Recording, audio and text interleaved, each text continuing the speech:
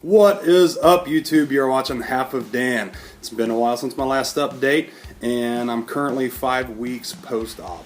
I'm currently down 106 pounds since March, and 60 pounds altogether since I started the pre-op diet. Did some measurements last night, and I believe last time I measured and reported it out, I was down 15 inches, and now I'm down 19 and a half inches altogether. Yeah, for more info on what all I measured, go ahead and check out my previous video where I covered that. Yeah, a couple things I wanted to cover is I had my labs were drawn, and I had a visit with my surgeon, and all my labs looked really good. That was at my 1 month mark. All the labs looked good, and I just had to personally add a little bit of vitamin D to what I was taking in. Typically, my normal caloric intake for the day is seems like I hit normally between like 700 and 900 calories. If you're a normal sized person, your results will probably be a little bit lower, but I'm 6'5", so even though my stomach is way smaller than it used to be, it's still probably a little bit larger than how some other people's turned out. There's also a weird sensation that I've had.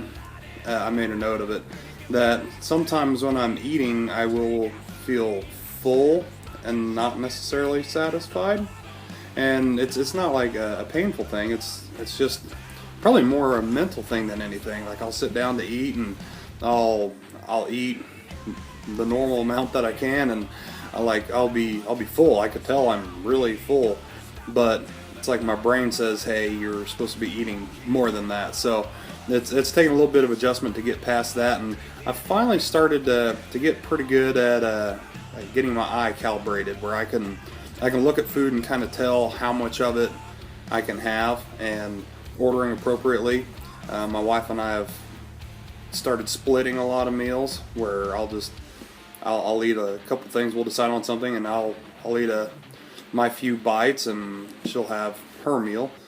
And if I go out to eat, it's not really a bang for your buck anymore. More so I care about, is it good food? With it being so limited on how much I can have, I'm not going to sacrifice some crappy food when I only get to eat a little bit of food. So I'm being way more picky than I used to be about the quality of food that I'll eat. I'm pretty much eating about whatever I want. Definitely staying away from sugars.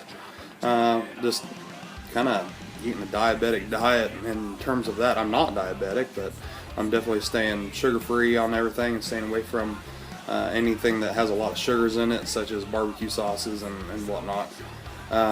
Also been avoiding having too large a quantity of raw vegetables.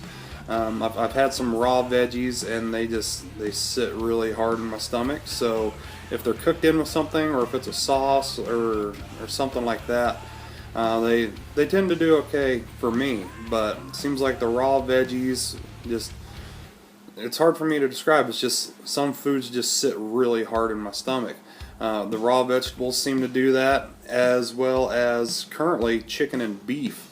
If I have chicken or beef, my body tolerates it just fine. It doesn't make me sick, but it sits real hard in my stomach, and I get full really fast on it. It's kind of an odd sensation. It's just the best way I can describe it is it sits really hard in my stomach. Beef more so than chicken. Pork's about the same as chicken as far as how it makes my stomach feel. So far, about the easiest protein on my stomach as far as meat goes has been fish. Went to a restaurant last weekend and had some fish, and I hadn't had fish for a couple of weeks, and it sat really well with me. Like I felt full, and I felt satisfied, and I didn't feel like I had a rock in my stomach. I've also been able to eat. Last night for dinner, I had a whole 4-inch sub from a local deli, and it was actually they come in 8-inch subs, and I had a half of it, and that 4-inch sub was 6 bites if you counted it up. And those 6 bites, chewing them up good and swallowing them down, was all the more I needed. Like, I was good with that. I had the other half of that sandwich for my lunch today. A lot of the times I've been sticking to the protein shakes for breakfast, and I've been rocking out the Premier Proteins. Those seem to do really well. I've been having a Premier Protein for breakfast, an unsweetened applesauce as a snack. For lunch, I've been having either about a cup of cottage cheese, low-fat cottage cheese, or I could do chicken breast as well. Sometimes on the weekends I'll cook up a bunch of chicken breast, and I've done this for quite a while, but I'll take a chicken breast and cut it in half, and then I'll bake it up, and it's pretty yummy. Which, if you haven't ever tried it, try baking your chicken breast at 400 degrees for 25 minutes. Another trick to make it turn out good is when you like trim the fat off your chicken breast, after you're done with that, dry it off and then hit it with a little bit of olive oil and then season it however you want. But try baking it at 400 for 25 minutes instead of some people bake it at, say, 350 for longer, and it dries out. And it seems like if you do the olive oil trick and bake it at 400 for 25 minutes, it's some darn good chicken. But I digress. Anyways, I'd take a half of a chicken breast, and after I got done baking it, I would then cut it into thirds. And I've been doing it off and on the last couple of weeks. Is I would take a third, half of that chicken breast, cut it all into thirds, and 1/3 would be my first snack. Another third of it, I'd usually pick the larger third because it's not perfect, it's a piece of chicken. The larger third would then be my lunch, and then the other third would be my afternoon snack. And that's worked out really well. And been noticing I've actually been saving quite a bit of money in food because I'm not eating as much. So definitely some cost savings there for those of you that are thrifty people.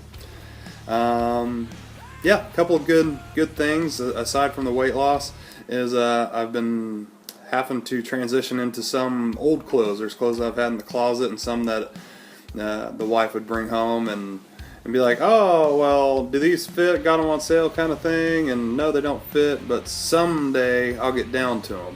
Well, I'm at that someday. I'm able to dig through the closet and find pretty much whole new wardrobes between stuff that didn't fit that she'd found on sale over the years and stuff that I had outgrown, as you will. So that's kind of neat, getting into some new wardrobe stuff. I got to throw the TMI at you guys. Not anything too crazy this week, but I've noticed I can't have a good old man burp anymore. If I burp, it's a pretty anemic burp. There's just not a whole lot of room for gas, I guess. But I noticed that over the last couple of weeks is that when I do have a burp, it's just it's not as impressive as it used to be. So. Well, that's pretty much it in a nutshell. Life's been good. The weight's been going down. I had the 2-week plateau, and the scales are finally moving again. I'm pretty sure I was still losing inches during that time. I didn't measure, but obviously from the last time I measured to this time, I have lost inches. So not upset about the plateau. It's a natural thing. It's just a part of the weight loss process. So. It is what it is. So adjusting nicely. I haven't had any major issues. I still haven't had dumping syndrome as far as I know. I haven't vomited even once.